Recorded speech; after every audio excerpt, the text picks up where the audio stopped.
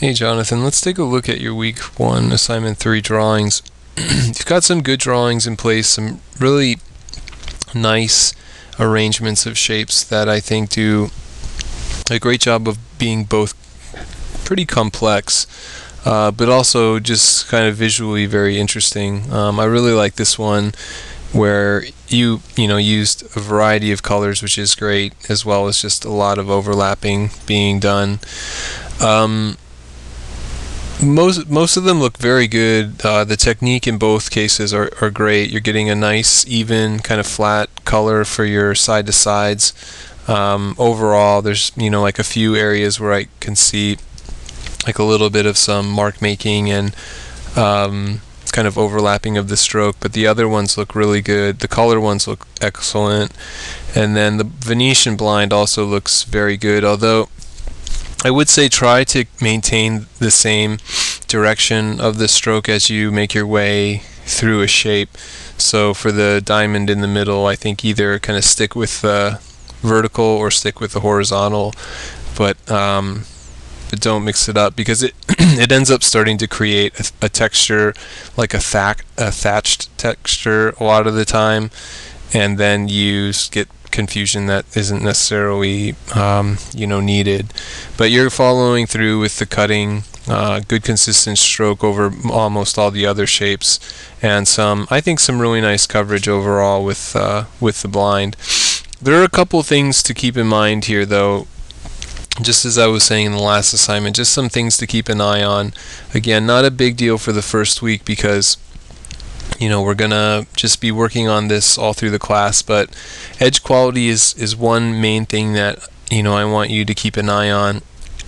A lot of these shapes are starting to get soft corners, which is a common thing because you're trying to use a chisel end to deal with these very, very tight spaces. You can, for the side to side especially, you can use the pointed tip of your marker, which can get into these very, very kind of thinner, slimmer areas, and then just kind of do the fill that you would normally with the chisel. You're just using the point because it's so small.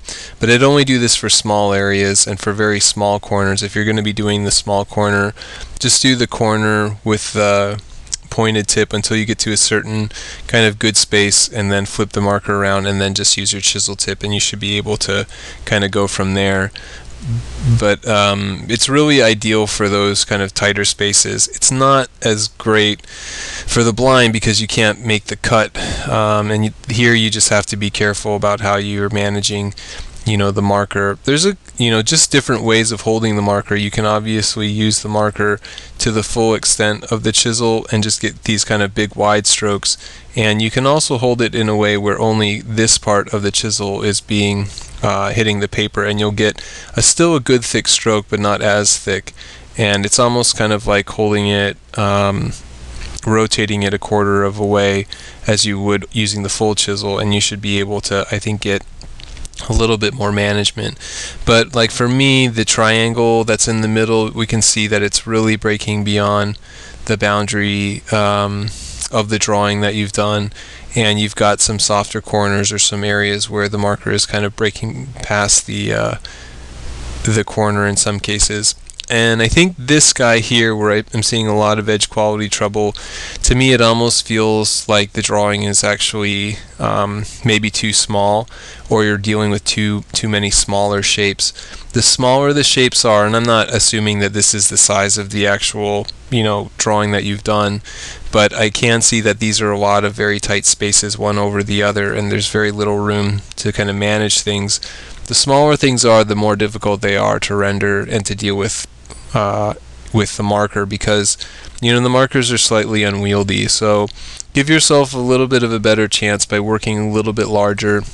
Ideally, I would say that you should probably be doing about 2 of these per page, one on the top and one on the bottom, but you might even be able to I just say 2 is probably a good size. If you're working with an 8.5 by 11 or an 11 by 14 piece of paper, I think 2 per page is good, and that'll give you a good kind of sized working area for these kind of smaller shapes. And that kind of goes for the next assignment as well, where I think you'll need a little bit more room to maneuver.